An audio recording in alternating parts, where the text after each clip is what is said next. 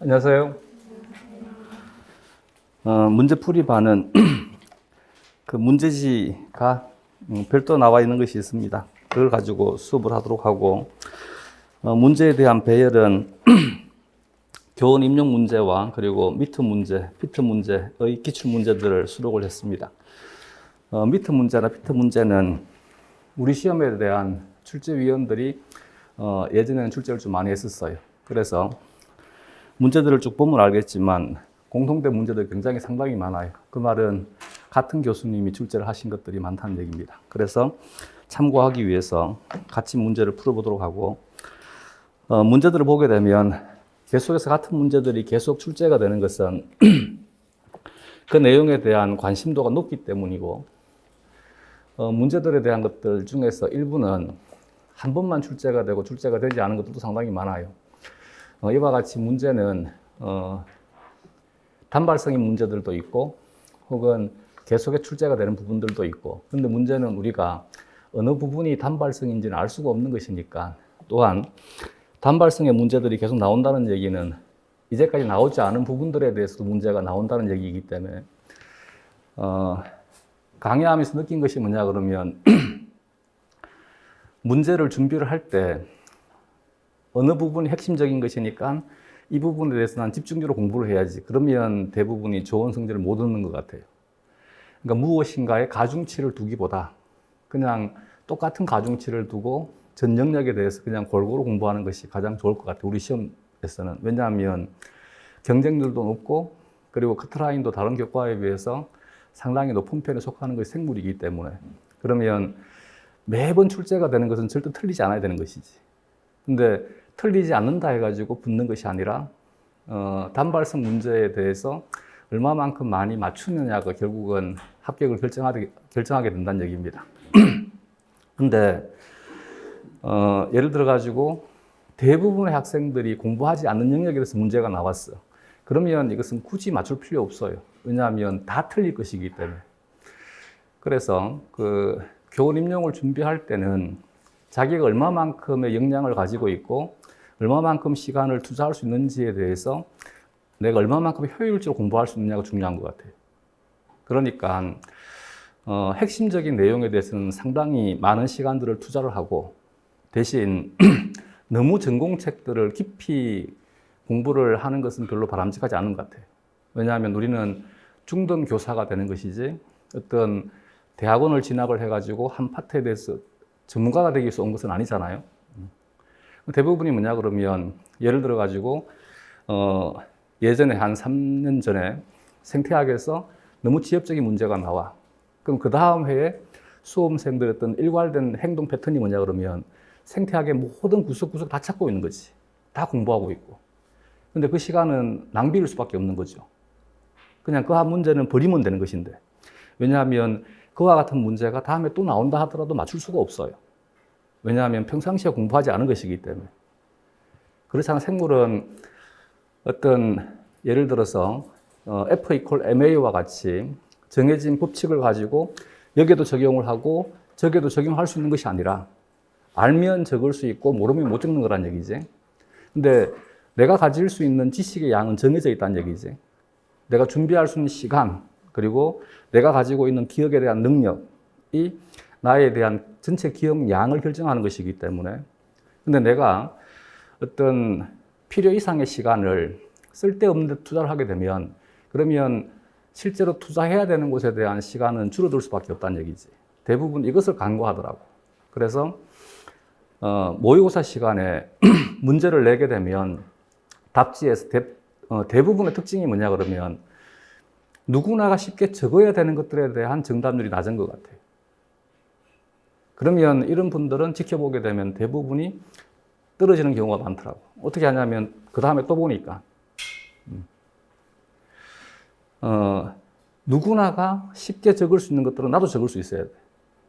그러면 어디에다가 더 많은 시간을 투자해야 될지는 정리가 되겠죠. 지금은 5월달이야. 5월달이기 때문에 시간을 안배할 때 예를 들어서 나는 생화학이 좀 부족하고 생리학이 좀 괜찮아. 그러면 생화학에다 일단은 시간을 좀 많이 투자하는 것이 좋아요.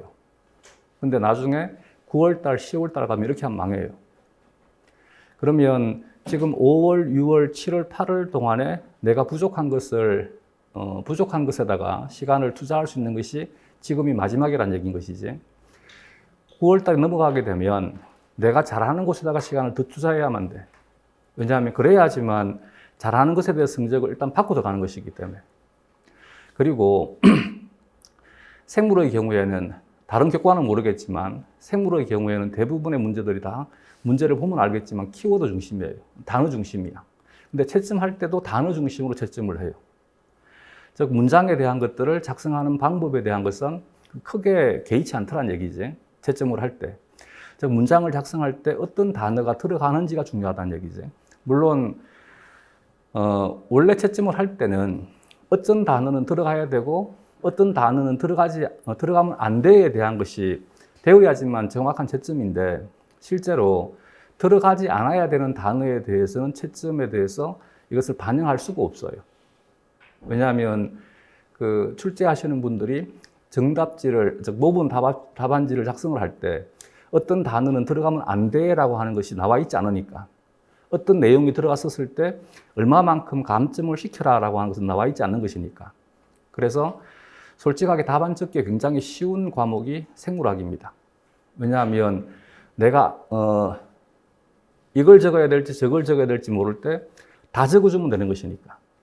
대신 이 내용에 부합되지 않는 것을 적는 것은 채점자에 따라 가지고 감점을 시킬 수도 있다는 얘기지.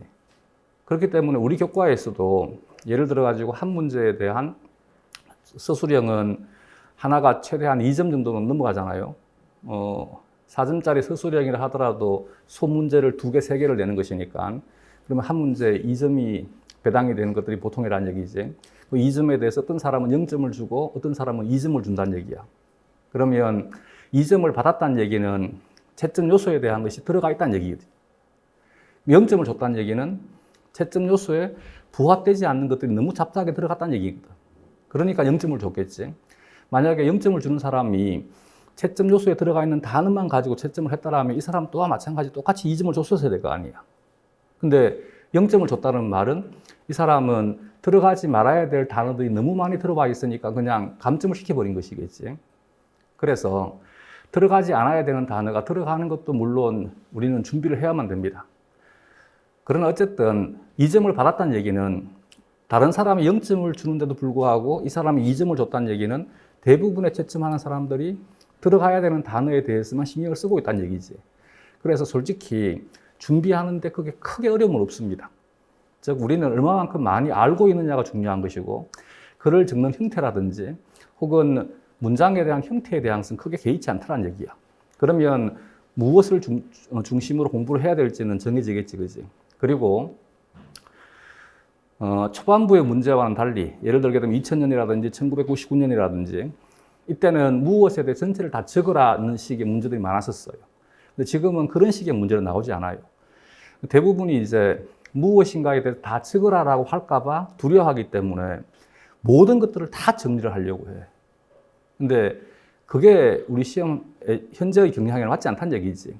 그러면 정확하게 원인과 결과에 대한 것이 인과에 대한 것이 정확하게만 설정만 될 수 있으면 돼요. 그리고 되도록이면 정확한 단어를 좀 많이 외워주고 그리고 적는 것을 많이 연습하는 것이 중요할 것 같아요. 1번부터 보면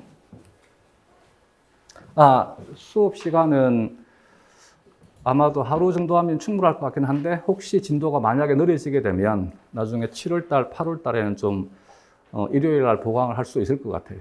그건 5월달, 6월달 강의를 해보고 난 다음에 진도에 맞춰가지고 7월, 8월에서 보강을 하도록 하겠습니다.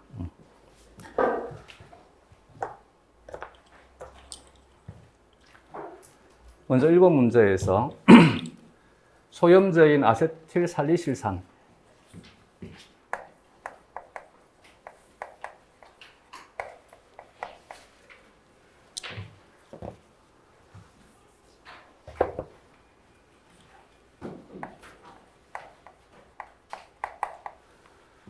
아세틸살리실산은 상표명이 아스피린이지.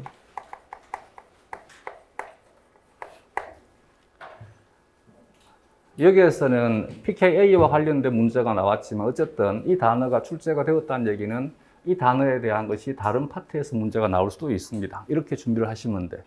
그러면 아스피린에 대한 것은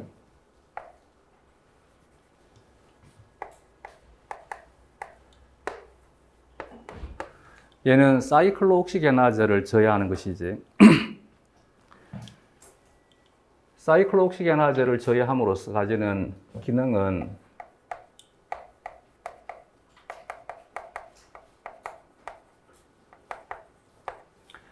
프로스타글란딘 합성을 저해합니다.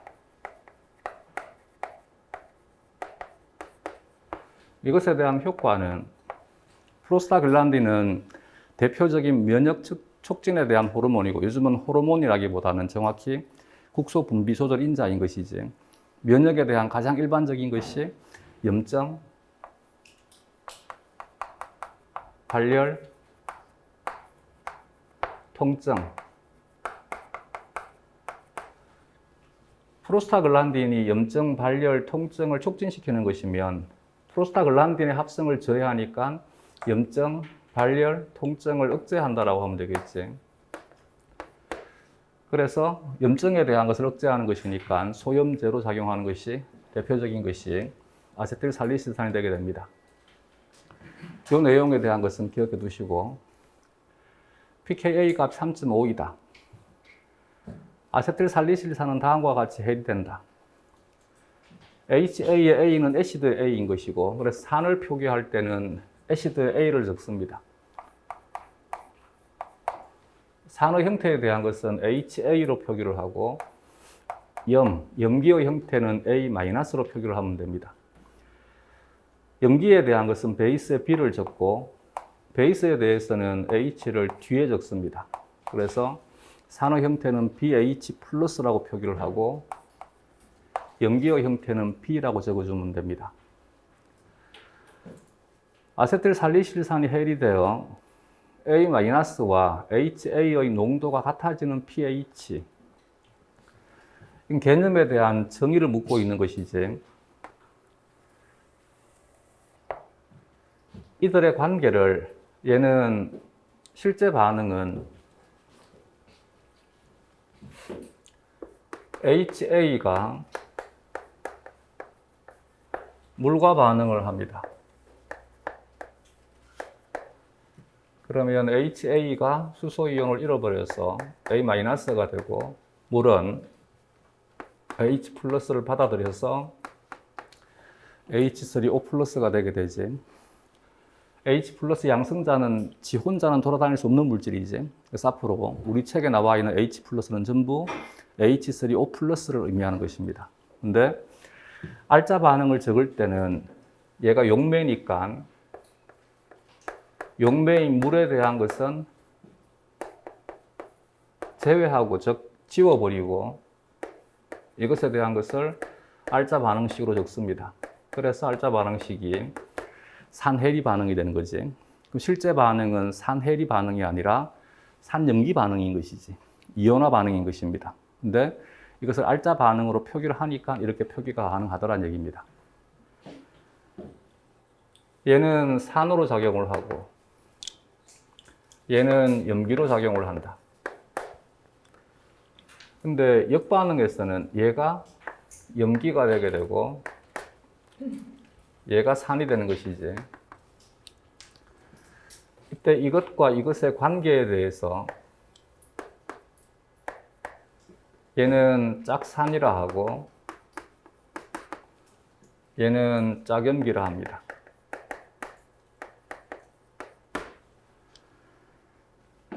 짝산의 농도와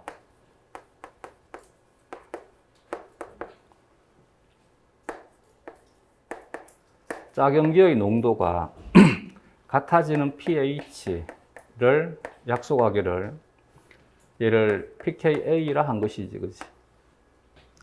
이것은 핸더슨 하셀발리식을 통해 설명할 수 있습니다. 핸더슨 하셀발리식은 pH equal pKa 플러스 로고에 pH와 pKa에 대한 것은 산이 분모에 염기가 분자에. 그러면 POH에 대한 것은 우리 시험과는 범위 바뀝니다. 그래서 몰라도 됩니다. POH는 PKB 플러스 로그에 염기가 분모에 산이 분자에 들어가면 되겠지. 그래서 화학에서는 pH, POH를 모두 다루니까 핸더슨 하셀발리식은 두 가지식으로 표현을 합니다. 근데 우리는 뭐는 사용하지 않는다 그랬지. POH와 PKB에 대한 것은 다루지 않는다 그랬지. 그래서 얘는 다루지 않더라. 그러면 베이스에 대한 것을 어떻게 처리하면 되느냐? pH는 pKa 플러스 로그에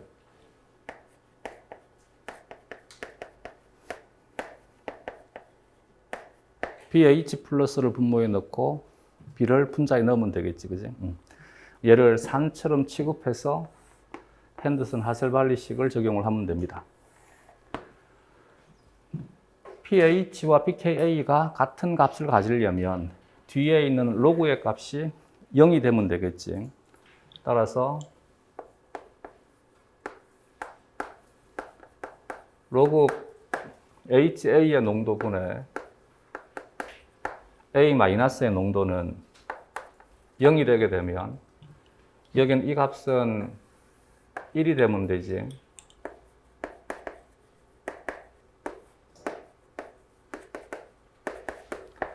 따라서 HA의 농도가 A-의 농도와 같아지게 됩니다. 얘는 이게 pKa에 대한 정의가 되게 됩니다. 기억은 pKa 값을 적으라고 했으니까 3.5이다 라고 적어주면 되고, 얘는 핸더슨 하셀발리식을 알고 있는지를 묻고 있는 문제인 것이지. pH 1.5인 위장에서 A-와 HA의 농도 비율은 니은이다.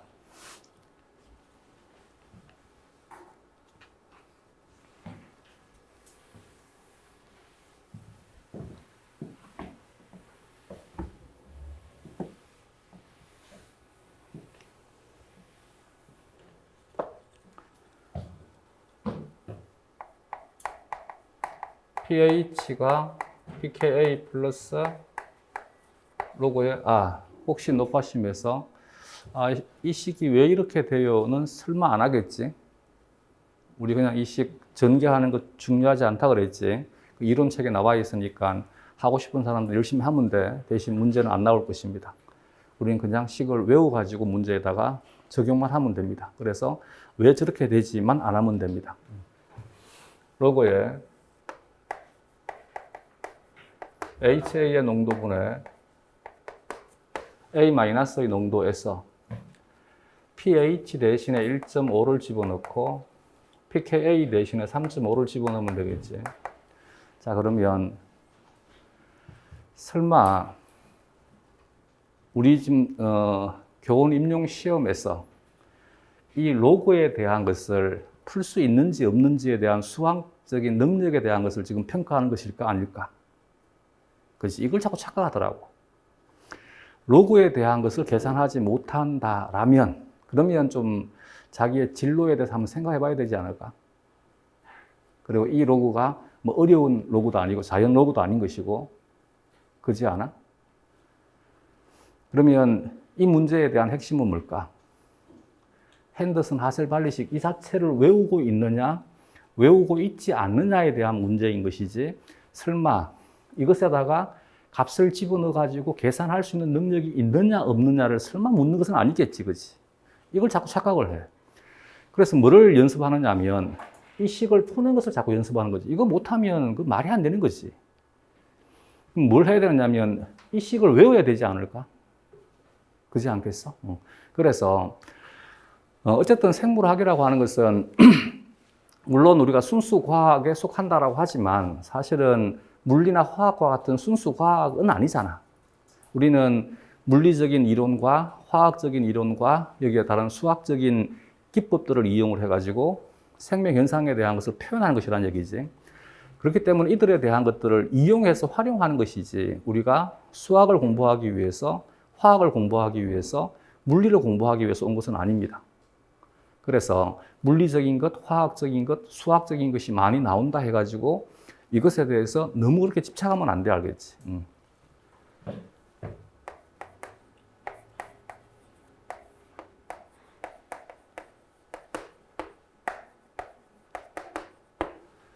그러므로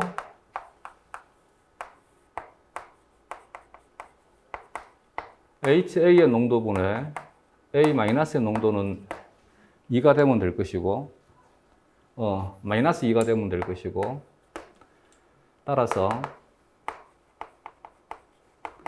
HA의 농도분의 A-의 농도는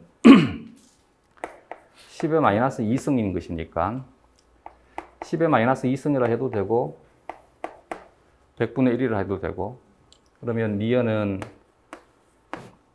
10의 마이너스 2승 혹은 100분의 1이다. 아세틸살리실산은 체내에서 효소인 COX, 이 단어를 물어볼 수도 있으니까 이 단어를 외워두고, 저해하여 디귿의 합성을 억제한다니까 디귿은 프로스타글란딘이 되겠지.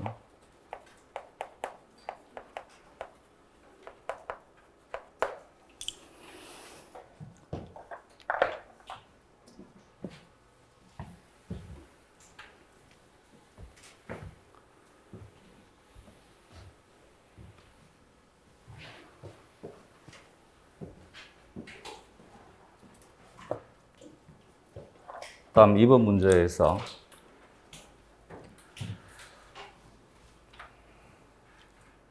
생리적으로 중요한 완충 용액 중 하나인 인산 완충 용액에서 인산 이수소 이온과 인산 수소 이온의 평형 반응식은 다음과 같다.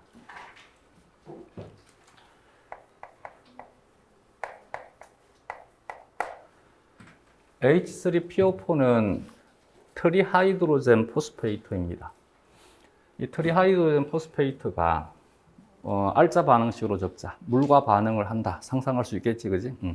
얘는 산해리 반응으로 표현하게 되면, 얘가 산으로 작용하게 되면 짝염기가 디하이드로젠 포스페이트가 되겠지. H2PO4-. 얘가 산으로 작용을 하게 되면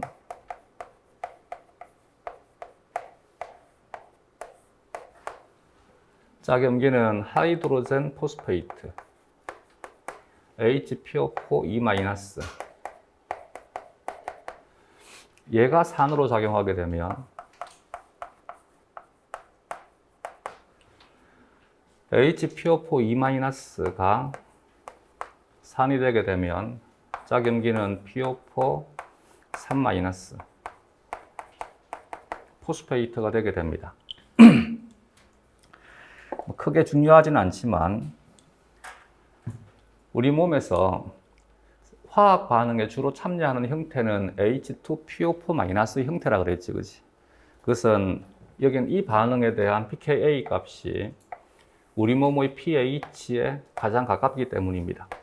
그래서 우리 몸에서는 HPO4- 형태가 효소와 반응을 해서 화학 반응에 주로 참여를 하게 되고, H2PO4- 형태가 산이 되게 되면 HPO4-2- 형태가 염기가 되게 됩니다.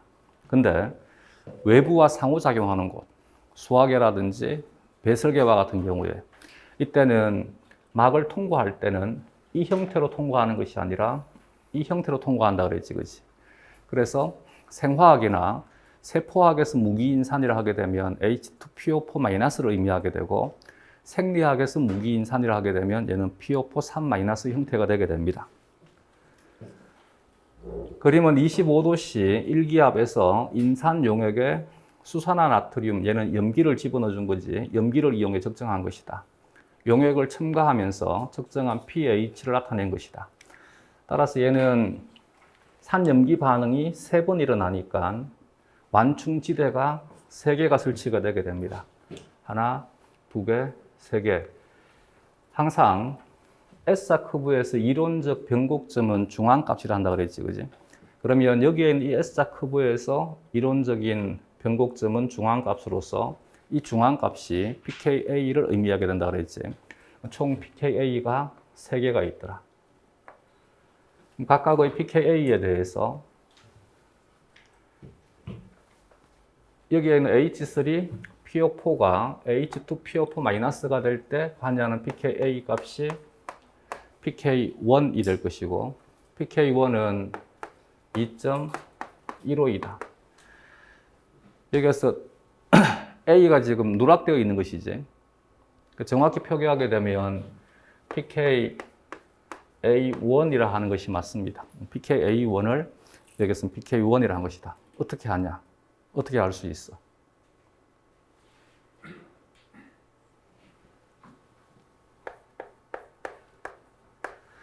pKa 값의 특징만 알면 알 수 있는 것이지. pKa 값은 값이 작으면 작을수록 강산이다. 이럴 때는 그냥 한 번씩 아는 척 해주면 되지 않을까? 우리 시험 문제에서는 뭐 나오지 않습니다. 근데 이용은 해야 될 때가 있을 것입니다. 근데 기출문제에서, 객관식 기출문제에서 나온 것이지. 그잖아. 글루탐산하고 아스팔트산하고 어느 것이 pKa 값이 더 작냐, 크냐, 문제 나왔잖아. 그래서 우리가 깊이 있게 화학을 공부할 필요는 없지만 이용할 만큼 어느 정도는 해야 될 필요가 있는 것이지. 그래서 생물은 깊은 어떤 이해력을 수반하는 것이 아니기 때문에 친구하고 대화한다 생각을 하면 돼. 친구하고 대화할 때 친구가 어떤 얘기를 하고 있단 말이야. 근데 예를 들어 친구가 막 파리에 대해서 이제 자기가 여행을 하고 설명을 막 한다는 얘기지. 나는 한 번도 파리에 대해서 관심도 가져본 적도 없고 가본 적이 없어요. 근데 대화가 되려면 어떻게 하면 돼? 가보지 않고 나는 한 번도 파리에 대해서 생각해 본 적도 없지만 그냥 아는 척 해주면 되지 않아? 웃으면서, 그지 않아? 입꼬리만 살짝 올려주고 고개만 끄덕끄덕 하면 친구가 알아가지고 계속 얘기를 해주는 것이지. 그 과정에서 나는 결국은 알게 되는 것이지. 아니야? 맞아? 응. 그냥 아는 척 하면 돼. 그러면 아는 척 하다 보면 나중에는 알게 되는 게 생물학이라는 얘기지. 처음부터 알면 좋은데 그게 아니면 그냥 아는 척 해주면 좋다는 얘기지. 그지 않아? 좀 고개도 한 번씩 끄덕여주고, 그리고 뭐 마스크 때문에 보이진 않겠지만 알고 있다는 표정을 지어주게 되면 나도 수업이 좀 매끄러워지지 않을까? 그지 않겠어? 그냥 딱딱하게 그냥 와, 네가 뭐 하는지 한번 들어볼게 이런 식보다는, 그잖아.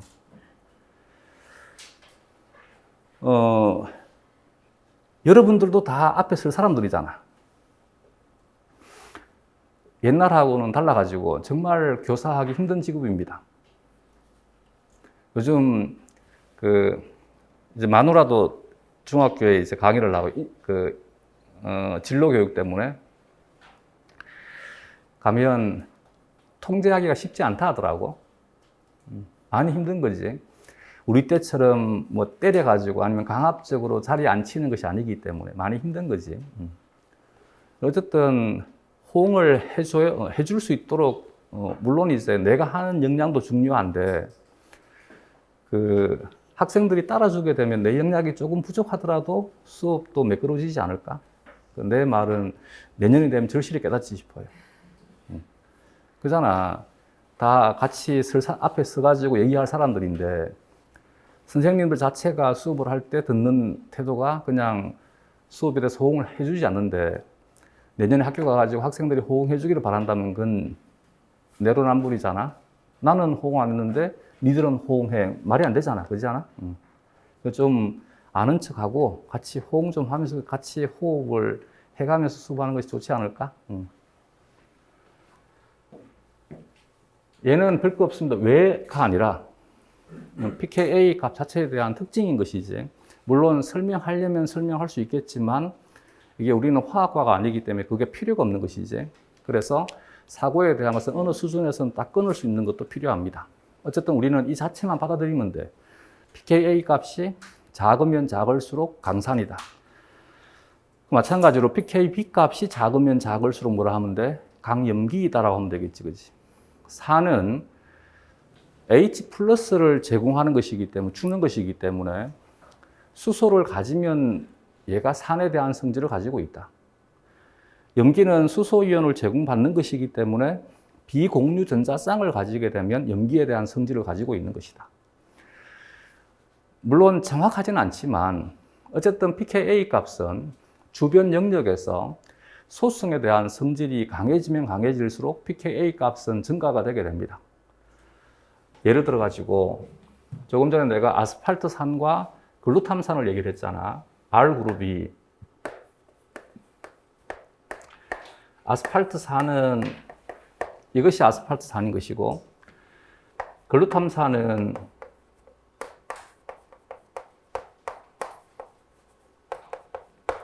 이게 글루탐산이에요. 그러면 여기는 카복시가 산이잖아. 이 산기의 주변을 보게 되면 얘는 H가 적다이고 탄소와 수소가 적다이고 얘는 탄소와 수소가 많다가 되니까 이거보다 이것이 소수성이 크다가 되는 거야. 소수성이 크면 얘는 pKa 값도 커지게 됩니다. 그 말은 무슨 말이냐면 얘가 보다 더 강산으로 작용한다는 얘기입니다. 쉽게 얘기를 하게 되면 부담이 분산이 되어버리니까 얘가 가져야 되는 짐이 줄어든다는 얘기야. 그 산도가 떨어질 수밖에 없어요. 산에 대한 성질이 약화될 수밖에 없어요. 근데 이걸 가지고 이제 뭐 문제를 내지는 않겠지만, 이해가 되겠어? 근데 얘는 수소가 많다, 적다가 아니라, 즉, 소수성에 대한 것이 크다, 작다가 아니라, 이거지. 산으로 작용할 수 있는 부위가 많으냐, 적으냐인 것이지. 얘는 산으로 작용할 수 있는 부위가 세 곳이 있는 것이지. 근데 디하이드로젠 포스페이트는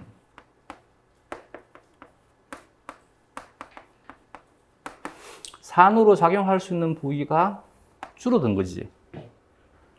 하이드로젠 포스페이트가 되게 되면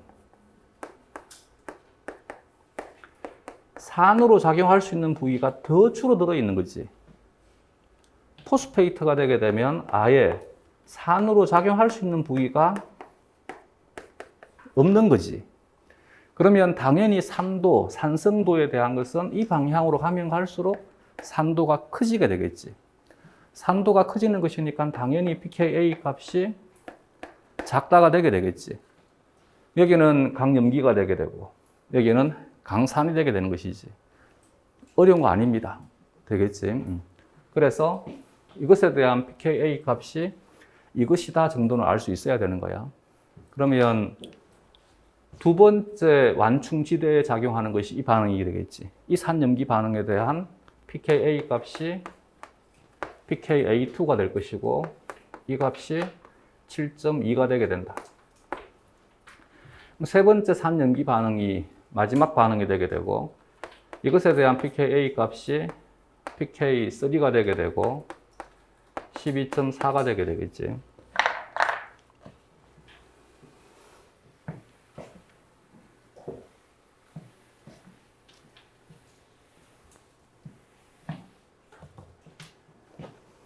물론 그 이전에 열역만 된다라면 인산에 대한 이 그림 자체를 이미 공부를 해가지고 그냥 외워버리면 되지. 조금 전에 내가 했듯이 나는 모르는 상태에서 추론해가지고 얘가 무엇일까를 알아가는 과정에 대해서 수업을 했는데 그 이전에 그냥 이와 같은 것이 난 너무 힘들어 화학에 대해서 나는 무지하기 때문에 그래도 생물 공부할 때 큰 문제가 되지 않을 수 있는 방법은 어떻게 하면 된다고? 그냥 외워버리면 되는 거지. 근데 그렇게 하려니까 외우는 양이 너무 많다는 얘기지. 그래서 내가 이제 기본적인 화학적인 설명들을 해주는 것입니다. 보다 더 효율적인 공부를 위해 가지고. 근데 난 그게 싫어. 그럼 뭘 하면 돼? 그냥 이건 얘야. 얘는 이거야. 얘는 이거야. 라고 외워도 무방합니다. 되겠어? 이제 각각에 대한 pKa 값에 대한 것을 찾는 것은 설명이 되겠지.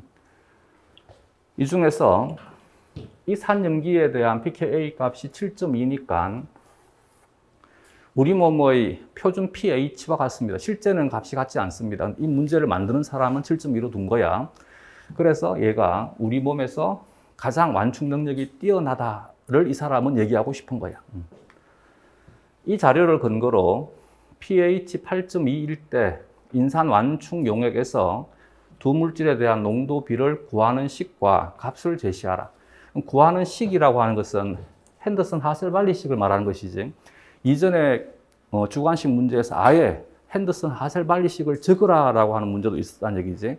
이걸 이제 다시 재출제를 할 때는 이렇게 다른 형태로 표현한 것이지. 결국은 표현하는 글자만 바꾸는데 내용은 똑같은 것이지. 뭐를 적으라는 얘기냐면 핸더슨 하셀발리식을 적어보라는 얘기입니다. 그러면 pH가 pKa 플러스 로그에 밑에는 뭐가 들어가면 된다고? HA가 들어가면 돼. HA가 들어가니까 얘는 H2, PO4 마이너스가 들어가면 되겠지. 여기 이미 이 사람은 제시해주고 있지, 그지? 얘가 산이고 얘가 염기이다를 지금 제시해주고 있는 것이지. 그래서 이건 적으면 안 돼. 이건 이 붉은색 반응에 대해서 산이 분모에, 염기가 분자에, 제시한 pH가 8.2야. pKa는 7.2야. 이건 이 표를 보고 찾으란 얘기지, 그지? 는 플러스 로그에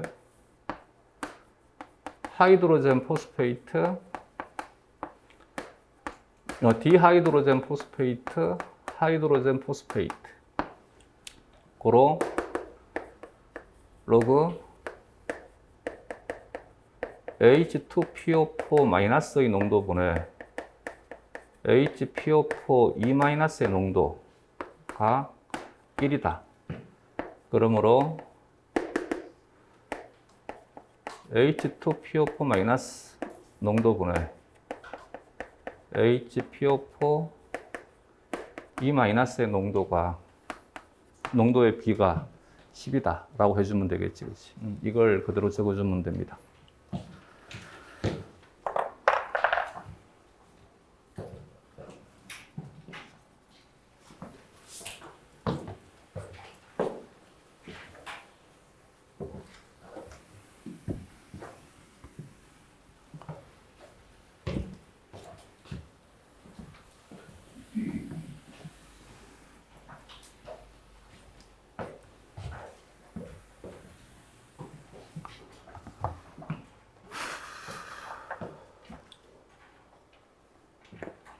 다음 3번 문제. 그림은 두 종류의 트리펩티드 기역과 미연, 이 트리펩티드를 구성하는 아미노산 작용기의 이온화 상수를 나타낸 것이다. 이온화 상수라 해도 되고 산해리 상수라 해도 되고, 기역의 경우에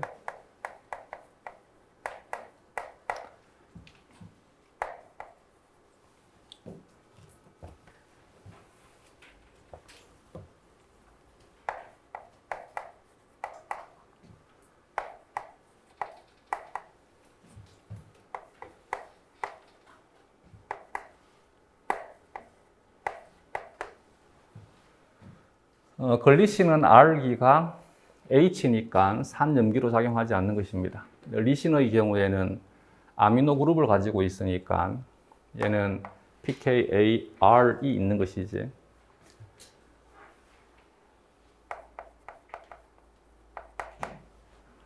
트레오닌의 경우에는 pKar 값이 없습니다. 산염기로 작용하지 않는다. 각각에 대해서 이 산에 대한 pKa 값이 글리신에 대한 pKa2라 하면 되겠지, 그지? 얘는 알파 카르복실기에 대한 pKa 값, 얘는 알파 아미노기에 대한 pKa 값, 얘는 R 그룹에 대한 pKa 값. 알파에 대한 것은 왜 알파냐라고 묻지는 않지만 개념은 익혀둬야 되는 거지. 여기에는 이 작용기를 오늘 주제로 하자. 그러면 이 작용기가 결합한 탄소를 알파 탄소로 하는 거예요. 별거 없습니다. 탄소에 대한 이름을 지어주는 방식이라 그랬지, 그치? 예를 들어 가지고 얘가 글루탐산이다. 그러면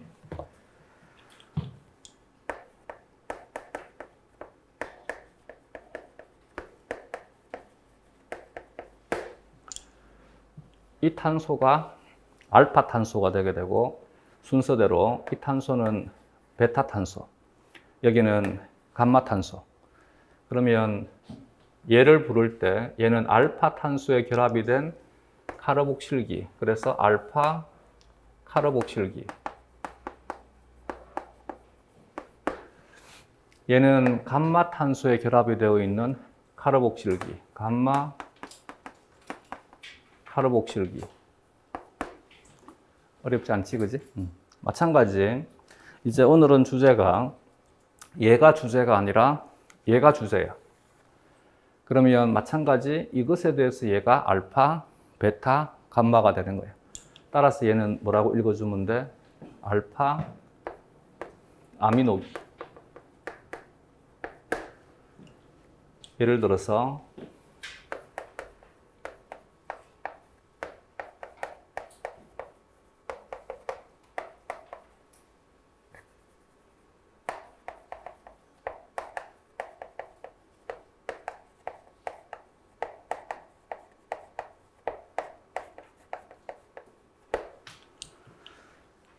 이것에 대해서 얘는 알파, 베타, 감마, 델타, 입실론. 그러면 얘는 글로 표현할 때 알파 아미노기. 얘는 입실론 아미노기.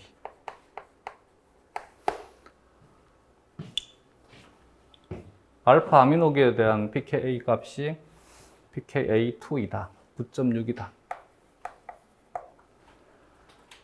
리신에 대한 pKa-R이 10.53이다. 트레오닌에 대한 pKa1이 2.11이다.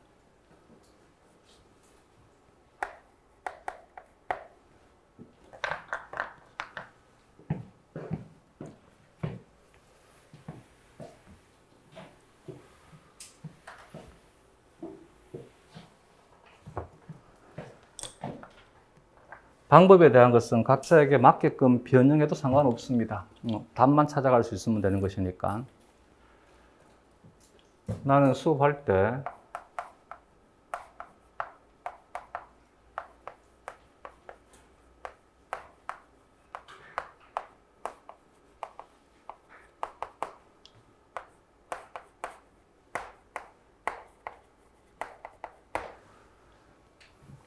pH 1일 때 그러면 얘는 전부 산의 형태이다. 이것에 대한 넷 차지는 여기가 플러스 1, 여기가 플러스 1, 여기가 0이다. 그래서 pH 1에서는 넷 차지가 플러스 2가 되게 된다. 이걸 이제 pH를 높일 때 만나는 pKa 값에서 정제하면 되지. 제일 먼저 만나는 pKa 값이 2.11이야. 이때 여기에서 얼마를 빼면 되지? 마이너스 2분의 1 빼면 된다 그랬지, 그렇지? 그러면 pH 2.11에서 얘는 플러스 2분의 3이 되게 되고 그 다음 만나는 pH가 9.6이 되게 되면 이때는 얼마를 빼면 돼? 이 다음부터는 마이너스 1씩 빼주면 되지. 그러면 여기에서 플러스 2분의 1 pH가 10.53에서 마이너스 2분의 1 되겠지? pH 14와 같은 강염기성 용액에서는 얘가 마이너스 1을 하면 되겠지, 그치? 힘들면 일일이 다 해보면 돼. 얘가 pH 1에서 pH 2.11에서는 자신의 pKa 값보다 낮은 pH에서는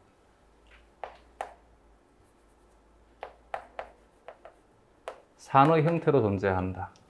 여기도 마찬가지 산의 형태로 존재한다. 자신의 pKa 값과 같은 pH에서는 산염기의 농도가 같다. 짝산과 짝염기에 대한 농도가 같다.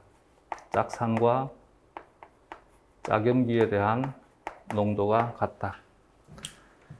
얘는 플러스 1, 얘도 플러스 1. 얘는 어떻게 처리하자 그랬지? 마이너스 2분의 1로 처리하자. 전체 합이니까 얘는 플러스 2분의 3이다. 하나만 더 해보면 pH 9.6에서 자신의 pKa 값과 같은 pH에서 산염기에 대한 농도가 같다. 자신의 pKa 값보다 낮은 pH에서는 산의 형태로 존재한다.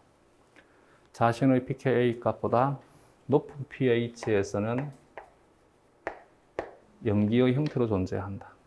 따라서 여기는 플러스 2분의 1이 되게 되고 얘는 플러스 1이 되게 되고 얘는 마이너스 1이 되는 것이니까 얘는 플러스 2분의 1이다.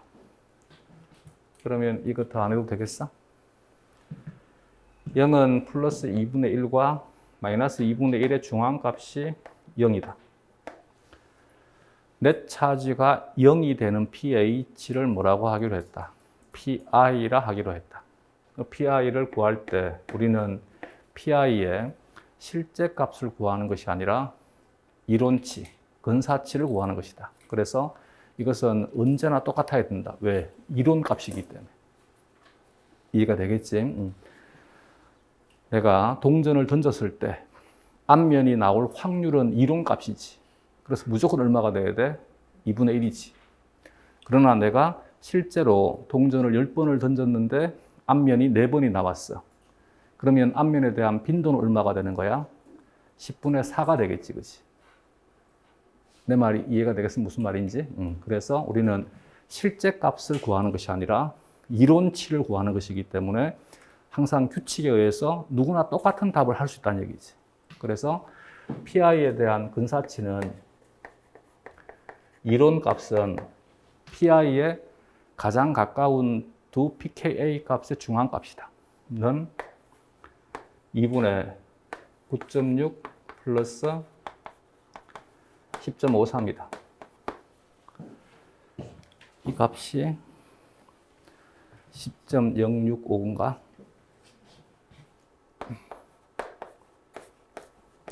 산수는 각자 가면 되겠지. 다음 두 번째.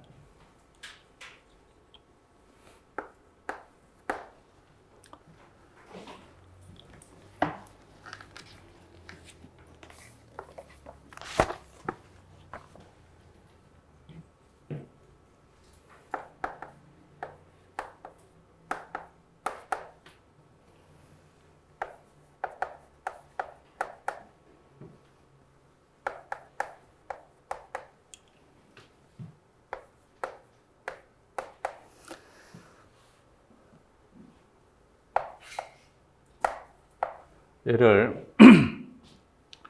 pH 1일 때를 생각하자.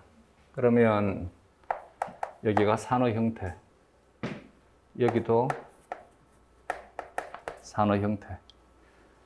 이 산의 형태에 대한 pKa 값이 아스팔트산은 pKa RE 9.6이다. pKa2가 pKa-R이 3.65이다. 발리는 pKa1이 2.32이다. 얘는 플러스 1이고 0이고 0이 되니까 넷 차지가 플러스 1이다. pH를 올렸을 때 pH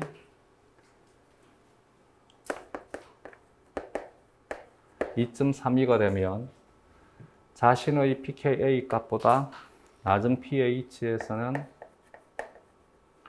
산의 형태로, 자신의 pKa 값보다 낮은 pH에서는 산의 형태로, 자신의 pKa 값과 같은 pH에서는 짝산과 짝염기의 농도가 같다.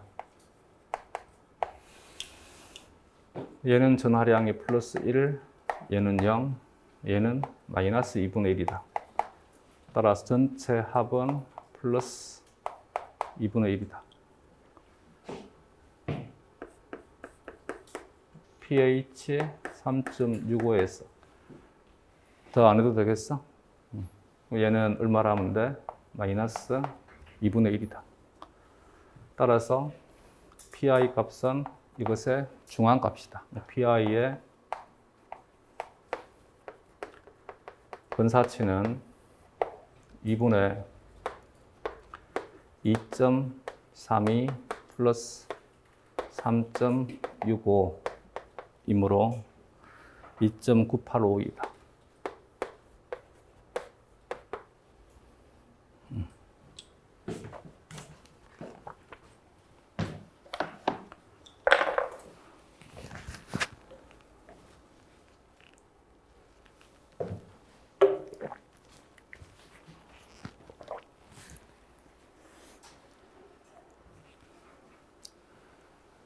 이에 대해 작성 방법에 따라서 수를 해라.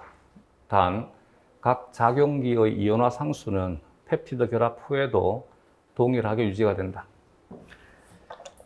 물론 뭐 큰 의미는 없지만 왜 이 조건을 주었냐면 실제는 각각에 대한 작용기는 펩티드 결합이 형성이 되게 되면 다 바뀝니다. 그렇기 때문에 내가 이론 수업할 때 여기는 이 값을 외울 필요 없다 그랬지, 그지? 얘는 주위에 대한 조건이 바뀌게 되면 pKa 값은 바뀔 수밖에 없습니다. 그래서 우리는 표준 pKa 값을 그대로 적용해서 문제를 풀란 얘기입니다. 첫 번째 문제에서 기역과 니은의 등전점을 각각 소수점 아래 셋째 자리까지 제시를 해라. 얘는 소수점 아래 셋째 자리까지를 구해가지고 이것에 대한 것을 적으라가 아니라 그냥 아래 셋째 자리까지 제시하라라고 했으니까 굳이 장황하게 적을 필요 없겠지, 그지? 뭐만 적어주면 돼? 여기는 이 값만 적어주면 되지. 조금 뭔가가 좀 미심쩍으면 이렇게 적어주면 되겠지, 그지? 얘도 마찬가지 제시하라 했으니까 실제 답은 풀이식을 적으라가 아니기 때문에 이것만 적어주면 됩니다. 근데 공백에 대한 여유가 남는다라면 그냥 이 문장으로 적어주면 되겠지, 그지? 니은은 2분의 2.32 플러스 3.65이므로 2.985이다 라고 적어주면 되겠지, 그지?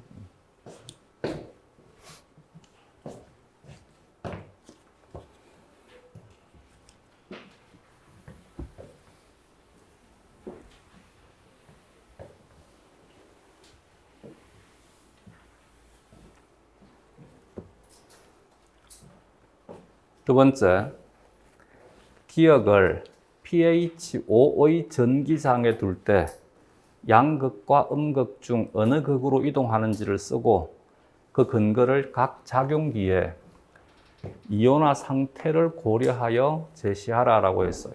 그러면 pH 5다. 얘는 자신의 pKa 값보다 낮은 pH니까 산의 형태로 존재한다. 여기도 마찬가지 자신의 pKa 값보다 낮은 pH니까 산의 형태로 존재한다. 얘는 자신의 pKa 값보다 높은 pH니까 염기의 형태로 존재한다 라고 하면 되겠지, 그치? 여기에서 어떤 그런 답지에 들어갈 필요가 없어. 우리는 화학과가 아니기 때문에 자신의 pKa 값보다 낮은 pH에서는 적을 필요 없겠지, 그치? 무슨 말인지 이해가 되겠어? 그래서 자기를 이해시키기 위해서 필요한 사족을 굳이 달 이유가 없는 거지. 그냥 이 문제에 대해서 그냥 그대로만 적어주면 되는 거지. 내 말이 무슨 말인지 이해가 되겠어? 내가 왜 이렇게 판단했느냐에 대한 근거를 굳이 적을 이유 없다고. 그냥 이 상태이다만 적어주면 된다고. 그래서 pH5에서 얘는 어떻게 설명하면 돼? 어떻게 표현해주면 돼? 글리신의 알파 아미노기가 되겠어? 그래서 우리는 무엇인가를 글로 적는 것이 필요하다고. 그래서 알파 아미노기가 이온화 상태를 적으라 했으니까 이 형태이고, 리신의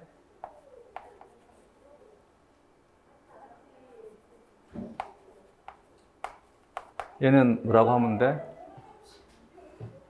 알기지, 그지? 알기. 알기라 해도 되고, 혹은 입실론 아미노기지. 되겠어? 알기가라고 해도 되고, 입실론 아미노기가 이 형태이며, 트레오닌의 알파 카르복실기가 이 형태이므로 전체에 대한 합이 내 차지가 된 거지, 그렇지? 알자 전하가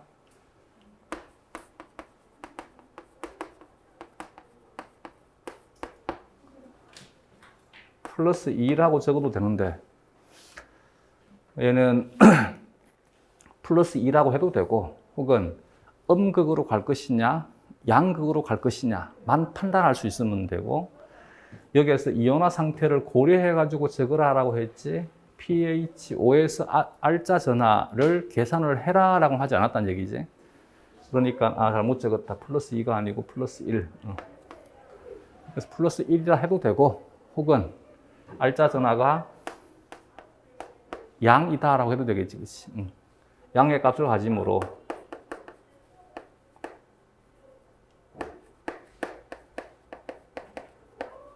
혹은 플러스 1이므로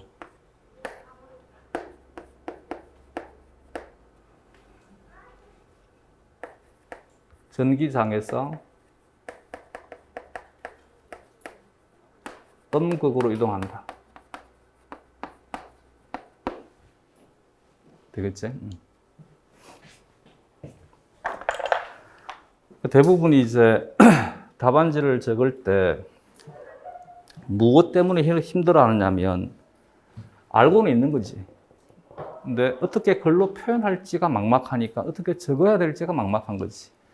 이런 것들은 머리가 좋다 나쁘다의 어떤 차이가 아니라 가장 기초적인 것, 기본적인 것에 충실했느냐 아니냐에 대한 것이지. 무슨 말인지 이해가 되겠지, 그지? 그래서 기본적인 단어에 대한 개념에 대한 것이 실제 당락에 대해서 크게 작용하지 않는 것처럼 느껴지지만 사실은 그게 아니라는 얘기지. 왜냐하면 알고 있는데 못 적으면 적을 수가 없어요. 그렇지 않나? 그렇다고 해서 이것 저것 이라 할 수는 없는 것이잖아.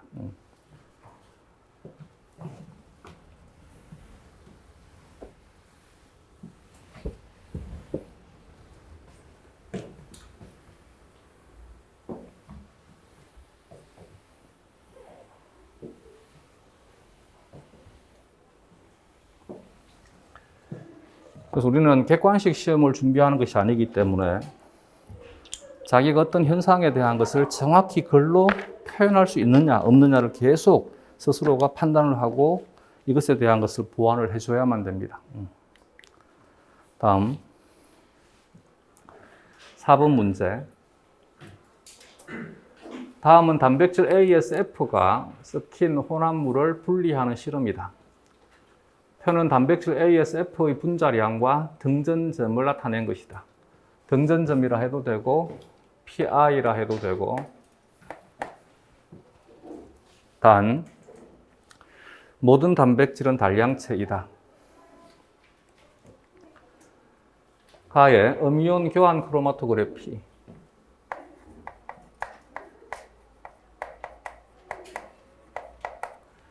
음이온 교환이라 해도 되고 음이온 교환 수지라 해도 되고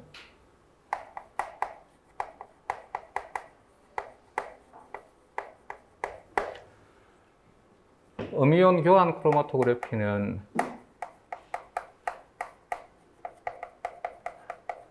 양이온 수지 크로마토그래피이지.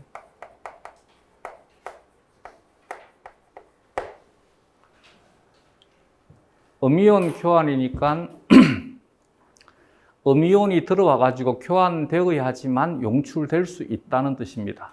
그 말은 음이온이 늦게 용출된다는 얘기야. 양이온 수지니까 양이온이 먼저 반발력에서 먼저 간다는 뜻입니다. 어떻게든 상관없습니다. 이 개념을 가지고 연습을 하든 음이온 교환이니까 내가 음이온을 처리를 해줘야지만 치환되어 가지고 비로소 용출될 수 있다니까 늦게 용출되는 것이 음이온이라는 뜻이고 양이온 수지니까 양이온에 대한 반발력에 의해서 양이온이 먼저 간다라고 생각을 해도 되고 뭐 어떻게든 외울 수만 있으면 돼. 되겠어? 응. 그래서 얘는 나는 판단할 때 이게 빠르더라고. 그래서 양이온 수지는 양이온이 먼저 간다. 음이온 수지는 음이온이 먼저 간다. 이렇게 이해도 되고 얘로 이해를 하게 되면 음이온 교환이 일어나야지만 용출되니까 음이온은 늦게 간다. 음이온이 늦게 간다 이콜 양이온이 먼저 간다. 그러면 양이온 교환 수지는 양이온이 늦게 간다. 음이온 수지는 음이온이 먼저 간다. 양이온 수지는 양이온이 먼저 간다. 양이온 교환은 양이온이 늦게 간다. 되겠어? 응. 얘는 양이온 수지니까 양이온이 먼저 간다라고 해도 되고 음이온 교환이니까 음이온이 늦게 간다라고 해도 되고 양전하가 크면 클수록 먼저 가는 것이니까 양전하가 큰 것은 PI 값이 크면 클수록 양전하가 크다. pH는 작으면 작을수록 양전하가 커지게 된다. 양전하가 커지게 되면 먼저 용출되게 된다. 용출 속도가 빨라지게 된다. 용출 속도가 빨라지게 된다. 또 하나는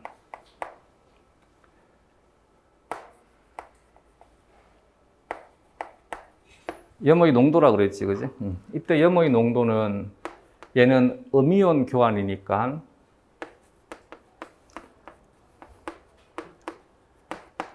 음이온에 대한 농도가 되겠지. 음이온을 많이 처리하면 많이 처리할수록 음이온 교환이 더 잘 일어나니까 용출 속도가 빨라지게 된다. 항상 변이는 조작되는 것이 하나여야만 돼. 그러면 여기에서 얘는 지금 등전에 대한 것이 차이가 있어요. 이게 뭐가 되게 돼? 조작 변인이겠지. 나머지 변인들은 뭐가 되어야만 돼? 변인이 통제가 되면 되겠지. 따라서 얘는 통제 변인이어야 되고 이것이 조작 변인이겠지. 그러면 용출되는 순서에 따라서 배열을 하게 되면 PI 값이 크면 클수록 먼저 용출되게 된다. 다른 거 보지 말고 PI만 보자. PI가 가장 큰 것이 C이다. C가 가장 먼저 가고 그 다음은 F가 되게 되고 C가 8.0 그 다음은 7.5 그 다음은 B가 7.0 그 다음은 E가 6.5 그 다음은 D가 6.0 그 다음은 A가 5.5 얘는 PI에 대한 것이고 이 실험과 분자량에 대한 것은 무관하지. 분자량은 A가 20, D가 55, E가 80, B가 35, F가 100, C가 50이다. 나에서 시험관 30에서 120번까지의 시료를 분석한 결과 단백질 A에서 F가 모두 존재하였다. 즉 여기까지 전부가 다 용출되었다. 시험관 80에서 120번까지의 시료를 모아 80에서 120번까지의 시료를 모아가지고 전기영동으로 분석하여 세 종류의 단백질이 존재함을 확인하였다니까 늦게 용출되는 세 가지 되겠지? 다의 시료를 농축하여 겔 여과 크로마토그래피로 단백질을 분리하였을 때 가장 먼저 용출되는 것.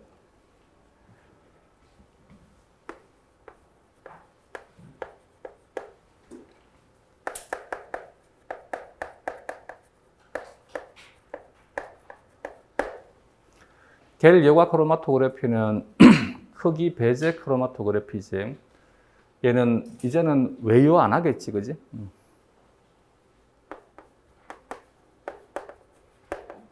분자량이 클수록 용출 속도가 빠르다. 그래서 높아지면서 다시 우리 이거 굳이 설명 안 해도 돼. 근데 만약에 문제에서 분자량이 클수록 용출 속도가 빠른 것에 대한 것을 이유를 설명을 하라라고 하면 설명을 해주면 되겠지, 그치? 이때도 뭔가 장황하게 설명할 필요 없이 뭐라고만 적어주면 돼? 분자량이 크면 클수록 저항이 작기 때문에, 혹은 분자량이 작으면 작을수록 저항이 크기 때문에. 이걸 물론 조금 더 자세하게 적는다라면 분자량이 작아지게 되면 수지의 구멍 속에 들어있는 시간이 길어지기 때문에. 근데 그렇게까지 자세하게 뭔가를 요구하는 문제들은 우리 시험에서 크게 나오지 않을 것입니다. 그래서 우리는 그냥 이 자체가 중요한 것이지 분자량이 클수록 용출 속도가 빠르다고만 적어주면 되는 거예요.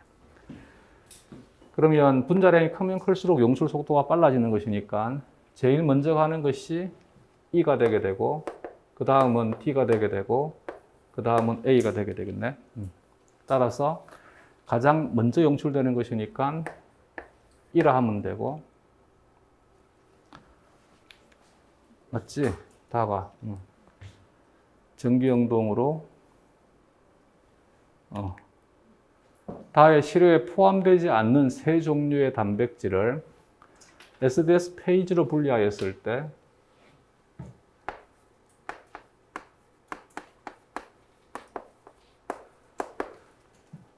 이것도 이제는 마찬가지.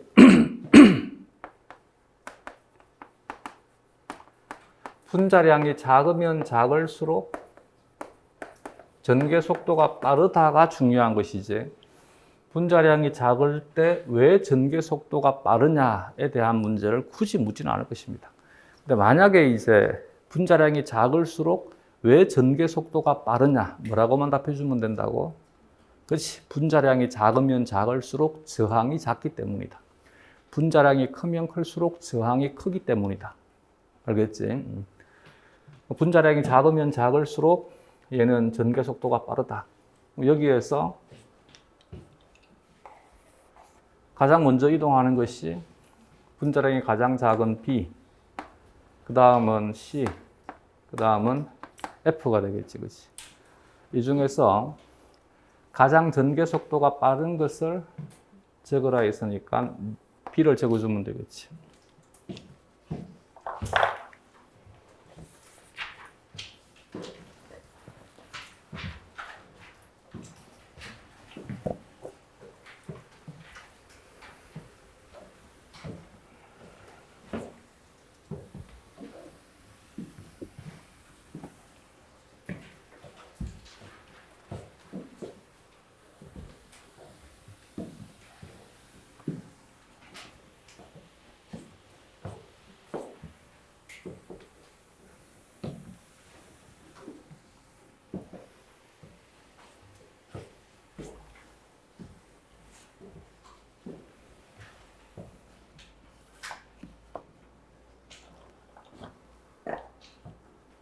다음 5번 문제. 다음은 단백질 A의 시스테인 장기와 이 황화결합의 개수를 알아보기 위한 실험이다. A를 트립신으로 처리하여 가수분해한다. 1차 전기영동하여 분자량에 따라 분리한다. 얘는 1차 전기영동 방향의 수직 방향으로 2차 전기영동하여 분자량에 따라 분리한다. 얘는 비오틴을 처리해서 시스텐의 자유 SH기에 SH기라 해도 되고 티올기라 해도 되고 비오틴을 붙인다. 펄폼이 깨시드니까 우리말로 하게 되면 과포름산.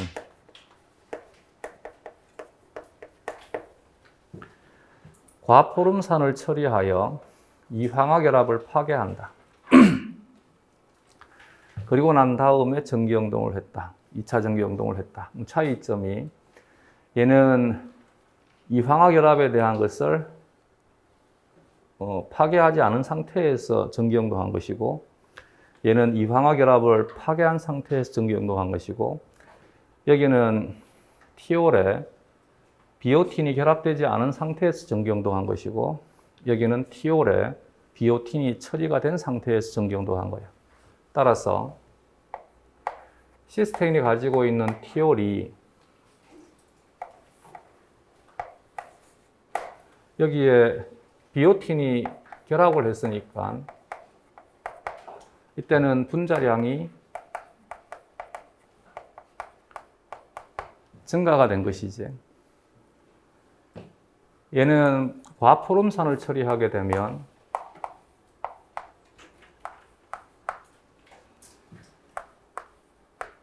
이 황화결합이 깨진 것인데 내가 이게 분자식을 다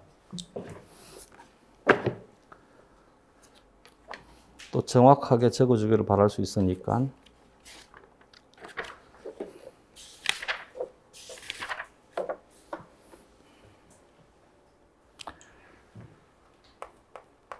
시험 문제 안 나온다.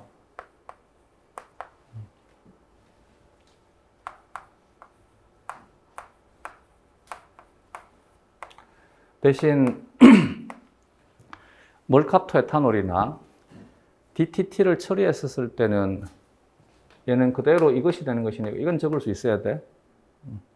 근데 얘는 뭐 굳이. 근데 크게 뭐 어렵지는 않은 구조식입니다. 그래서 과포름산을 처리하게 되면 얘가 산화가 되면서 쪼개지는 것이다. 그래서 과포름산의 기능에 대한 것을 적으라라고 하게 되면 뭐라고 적어주면 돼? 이 황화결합을 파괴한다라고 적어주면 됩니다. 그래서 과포름산에 대한 것은 문제가 나왔으니까 이것도 같이 외워두자. 언젠가는 문제에서 과포름산을 처리하는 목적을 적으라라고 할 수 있다. 그러면 이 황화결합을 파괴하기 위해서이다라고 적어주면 되겠지, 그렇지? 물론 전체적인 분자량에 대한 것이 커지긴 하지만 얘는 이 황화결합이 깨지는 것이니까 하나가 둘로 나뉘어지게 되면 분자량은 작아지게 되고 여기서 중요한 것은 하나가 두 개로 나뉘어지는 것이 중요한 것이겠지, 그렇지? 그러면 대조군과 실험군을 비교했었을 때 차이가 있는 것. 먼저 얘는 그대로 하나가 이 위치에 있던 것이 하나이되 분자량이 커진 것이지, 그죠?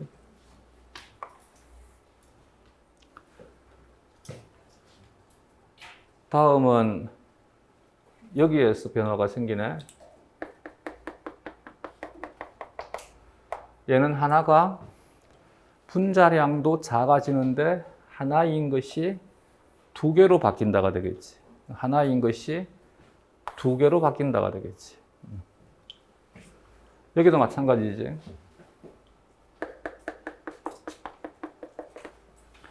하나인 것이 분자량도 작아지게 되고 개수도 하나가 두 개로 바뀐다. 얘는 하나인 것이 그대로 하나가 되지만 분자량이 커진다가 되겠지. 그러면 여기에 해당하는 것이 두 개가 있고 여기에 해당하는 것이 두 개가 있지. 되겠어? A가 가지고 있는 모든 시스테인 잔기의 수가 최소. 그러면 이게 일어나기 위해서 필요한 시스테인이 몇 개? 2개가 필요하다. 이게 일어나기 위해서 필요한 시스테인이 한 번 일어날 때 2개가 필요한 것이니까 4개가 필요하다. 그러면 총 최소는 6개는 필요하다.